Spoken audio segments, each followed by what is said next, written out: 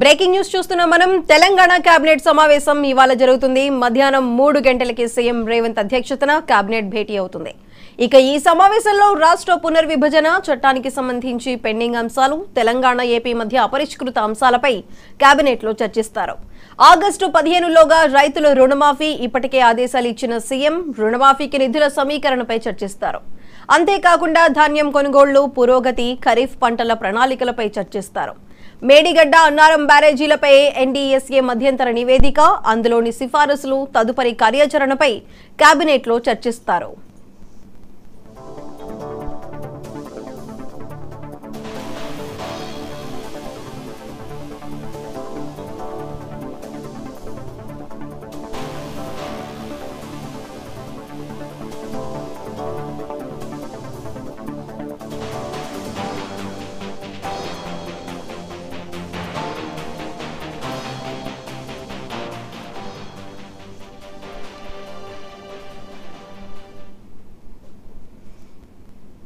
Telangana cabinet సమావేశం ఇవాళ జరుగుతుంది. మధ్యాహ్నం 3 గంటలకి సీఎం రేవంత్ అధ్యక్షతన కేబినెట్ భేటీ అవుతుంది. ఇక ఈ సమావేశంలో రాష్ట్ర పునర్విభజన చట్టానికి సంబంధించి పెండింగ్ అంశాలు, తెలంగాణ ఏపీ మధ్య అపరిష్కృత అంశాలపై కేబినెట్ లో చర్చిస్తారు. ఆగస్టు 15లోగా రైతుల రుణమాఫీ ఇప్పటికే ఆదేశాలు ఇచ్చిన సీఎం రుణమాఫీకి నిధుల సమీకరణపై చర్చిస్తారు. అంతేకాకుండా ధాన్యం కొనుగోళ్లు, పురోగతి, ఖరీఫ్ పంటల ప్రణాళికలపై చర్చిస్తారు.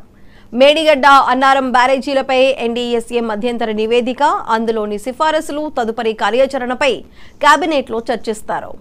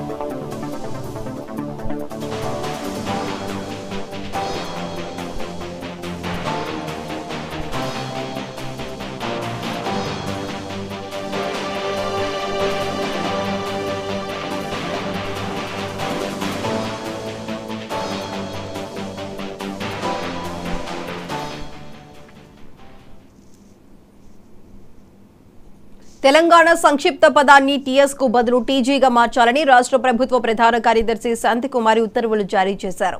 జీవోలో నోటిఫికేషన్లు, నివేదికలు, లెటర్ హెడ్లలో టీజీగా ఉండాలని ఉత్తర్వుల్లో పేర్కొన్నారు. ప్రభుత్వ శాఖలు, సంస్థలు, అటానమస్ విభాగాలన్నీ దీనిని పాటించాలని ఆదేశించారు.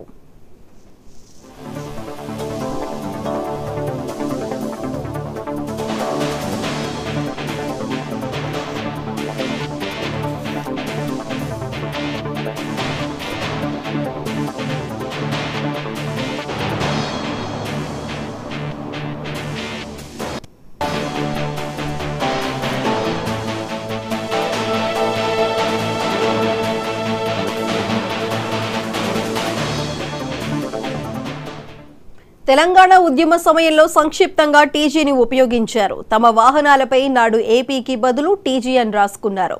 ఆ తర్వాత అధికారంలోకి వచ్చిన బీఆర్ఎస్ ప్రభుత్వం తెలంగాణను సంక్షిప్తంగా టీఎస్ గా మార్చింది. కాంగ్రెస్ అధికారంలోకి వచ్చాక ఇప్పుడు టీజీగా మార్చింది.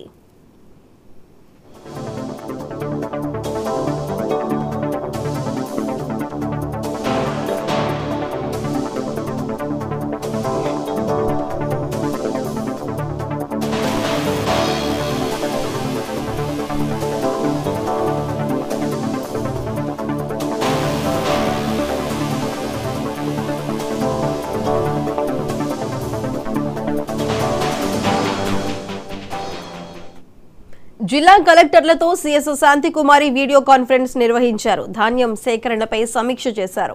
ధాన్యం సేకరణ త్వరగా పూర్తి చేయాలన్నారు. కొనుగోలు కేంద్రాల వద్ద ధాన్యాన్ని వెంటనే మిల్లులకు తరలించేందుకు చర్యలు చేపట్టాలన్నారు. తడిసిన ధాన్యాన్ని ఆరబెట్టడానికి కొంతమంది జిల్లాల కలెక్టర్లు తీసుకున్న చర్యలను సీఎస్ అభినందించారు. ఇదే విధానాన్ని అనుసరించి రాష్ట్ర వ్యాప్తంగా రైతులు నష్టపోకుండా ఉండేలా అన్ని జిల్లాల కలెక్టర్లు చర్యలు తీసుకోవాలని సూచించారు.